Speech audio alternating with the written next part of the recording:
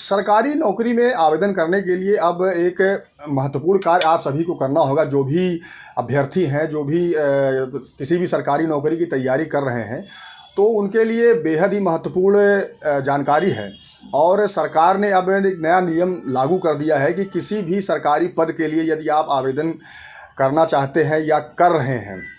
तो आवेदन करने से पहले आपको OTR भरना होगा, यानी कि वन टाइम रजिस्ट्रेशन भरने के बाद आपको एक OTR नंबर मिलेगा।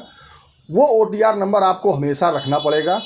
जब भी आप भविष्य में कोई भी विज्ञापन निकलता है सरकार की तरफ से, कोई भी सरकारी पद अगर के लिए भर्ती निकाली जाएगी सरकार की तरफ से, तो वो जो OTR नंबर होगा, वो OTR नंबर ही आपके काम आएगा। वो आपके आवेदन करने से लेकर यदि आपका सिलेक्शन होता है तो सिलेक्शन के बाद की जितनी भी प्रक्रिया है, उन सारी प्रक्रियाओं के लिए वो OTR नंबर बेहद ही महत्वपूर्ण है। आगे हम इस वीडियो में आपको बताएंगे कि OTR अप्लाई करने के लिए क्या क्या चीज़ें चाहिए और उसकी लास्ट डेट क्या है और कब आप इसको भर सकते हैं, कब आप इसको अप्लाई कर सकते हैं। तो OTR यानी कि वन टाइम रजिस्ट्रेशन, यानी कि सरकार ने एक अलग से पोर्टल शुरू किया है जिस पे आप को अपना रजिस्ट्रेशन करवाना होगा। यानी कि आपके जो भी शैक्षणिक प्रमाण पत्र हैं, जो भी आपने हाई स्कूल से लेके ग्रेजुएशन किया या आपकी कोई विशेष डिग्री है, जैसे कि B.Ed हो गया, B.Ped हो गया, इस तरह की कोई भी जो आपने अलग से कोर्स किया हुआ है, तो इन सारी चीज़ों को सरकार की पोर्टल पर आपको अपलोड करना पड़ेगा। उसके लिए आप जहाँ का भी फार्म भर रहे हैं, जैसे कि यदि आप UPSC का फार्म भर रहे हैं, यानी कि यूनियन पब्लिक सर्विस कमीशन का फार्म अगर आप भर रहे हैं, तो वो उनकी वेबसाइट पर आपको अपलोड करना पड़ेगा। आप किसी भी स्टेट की अगर वैकेंसी में आ रही है, अगर आप उसमें अप्लाई कर रहे हैं, तो वहाँ की साइट पे जाके आपको अपने सारे डॉक्यूमेंट अपलोड करने पड़ेंगे और OTR नंबर लेना पड़ेगा। अब जैसे कि उत्तर प्रदेश की बात मैं करूं, तो उत्तर प्रदेश में जो भी वैकेंसियां निकलेंगी, तो UPPSC यानी कि लोक सेवा आयोग उत्तर प्रदेश की वेबसाइट है, जिस पे आप जाएंगे तो वहां पे आपको मिलेगा वन टाइम रजिस्ट्रेशन के लिए आपको ऑनलाइन अप्लाई करने का एक विकल्प आएगा। जब आप उस पर क्लिक करेंगे तो वहाँ पे आपको अपनी सारी डिटेल भरनी पड़ेगी। पहले आपको अपना एक वैध मोबाइल नंबर भरना पड़ेगा,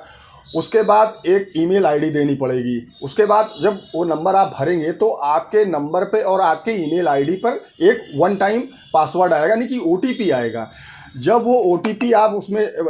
भरेंगे तो पूरा फार्म खुल के आएगा। उसके बाद जो भी विवरण उस साइट पर आपसे मांगा जाएगा, जैसे कि आपका नाम, आपकी जन्म तिथि, आपके पिताजी का नाम, आपके माता का नाम, आपका एड्रेस, और साथ ही साथ उसमें आधार नंबर भी आपको अपना देना पड़ेगा। तो वो ये सारी चीज़ें भरने के बाद आपको अपने शैक्षिक प्रमाण पत्रों को कब आपने इंटर पास किया है, कब आपने हाई स्कूल किया है, ग्रेजुएशन किया है, उसके बाद ग्रेजुएशन के बाद आपने अगर कोई अलग से कोर्स किया हुआ है, B.Ed हो गया, B.Ped हो गया, इस तरह की जो भी कोर्स आपने किए हैं, तो कहाँ से किया है, किस बोर्ड से किया है, किस स्कूल से किया है, आपका रोल नंबर क्या है, आपको कितने अंक मिले थे, कितने परसेंटेज आपको प्राप्त हुए थे, इन सारी चीज़ों की डिटेल आपको उसमें भरनी पड़ेगी। तो जब एक बार आप इन सारी चीज़ों को उसमें सारी डिटेल को भर देंगे, OTR का जो फार्म आपके सामने खुल के आएगा, उसके बाद जब उसको आपको सबमिट करना पड़ेगा। सबमिट करने के बाद जब फार्म आपका पूर्णतया कंप्लीट हो जाएगा, पूर्ण रूप से भरा हुआ, उसमें कोई कमी नहीं होगी, तो जब उस साइट पे आप अपलोड करेंगे, उसके बाद आपको एक OTR नंबर मिलेगा। वो OTR नंबर ही आपके लिए सब कुछ है। यानी कि अब इससे सरकार को ये आसानी होगी, यानी कि जिस भी विभाग के लिए आप अप्लाई कर रहे हैं, तो इससे आसानी ये होगी कि पहले जो होता था कि आप कहीं भी अगर कोई भी फार्म भरते थे तो उसके लिए आपको शुरू से लेके, यानी कि हाई स्कूल से लेके ग्रेजुएशन तक का जितने भी आपके कागजात होते थे, डिग्री होती, मार्कशीट होती थी, इन सारी चीज़ों को उस फार्म के साथ लगाना पड़ता था। उसके बाद बार बार जिस स्टेज पर उसकी ज़रूरत पड़ती थी, तो वो सारे डॉक्यूमेंट को आपको लेके जाना पड़ता था, दिखाना पड़ता था। अब वन टाइम रजिस्ट्रेशन से फ़ायदा ये है, सरकार को भी फ़ायदा है, आपको भी फ़ायदा है। जब एक बार आपने अपनी सारी डिटेल को अपलोड कर दिया, जब भी आप कभी कोई फार्म भरेंगे तो उसमें आप सारे जो आपके शैक्षिक डिटेल हैं उसको आपको भरने की या उसकी कॉपी लगाने की आवश्यकता नहीं पड़ेगी। आप जैसे ही अपना OTR नंबर बताएंगे, वो उस साइट पर जाके आपकी सारी डिटेल उस विभाग को मिल जाएगी कि आपने किस सन में हाई स्कूल किया है, किस सन में इंटर किया है, किस सन में ग्रेजुएशन किया है, सारी डिटेल आपको मिल जाएगी। अब जैसे कि अभी उत्तर प्रदेश लोक सेवा आयोग द्वारा आरओ और एआरओ की वैकेंसी निकाली जाएगी, यानी कि इसका अक्टूबर में इसका विज्ञापन आएगा। और अभी 2-3 दिन पहले भी उत्तर प्रदेश लोक सेवा आयोग ने ये विज्ञापन, एक प्रेस विज्ञप्ति निकाली थी, जिसमें उन्होंने कहा था कि विज्ञापन के पहले, यानी कि जब आरओ और एआरओ का विज्ञापन है उससे पहले आप सभी को ओटीआर फार्म भर के अपना ओटीआर नंबर प्राप्त कर लेना चाहिए।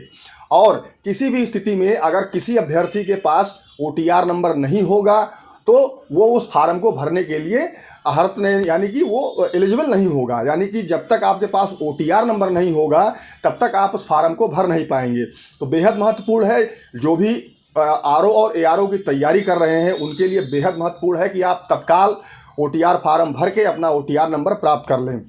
होता क्या है कि आदमी जब लास्ट मोमेंट पर अगर आप लोग अप्लाई करते हैं तो उस समय जो ये साइटें होती है, ये साइटें बंद हो जाती है, यानी कि इन पर जब ओवरलोडिंग हो जाती है तो ये साइटें काम करना बंद कर देती हैं। ऐसे में आसानी के लिए और आपकी सुविधा के लिए यही है कि आप जितनी जल्दी हो सके तत्काल आप उसको ओटीआर फार्म भरें और ओटीआर नंबर को प्राप्त कर लें। अन्यथा जिस दिन वैकेंसी आ गई या जिस दिन विज्ञापन आ गया उस दिन आपको ये फार्म भरने को नहीं मिलेगा, यानी जब तक ओटीआर नंबर आपके पास नहीं होगा आप फार्म नहीं भर पाएंगे। तो बेहद महत्वपूर्ण है, आप ओटीआर नंबर ज़रूर प्राप्त करें।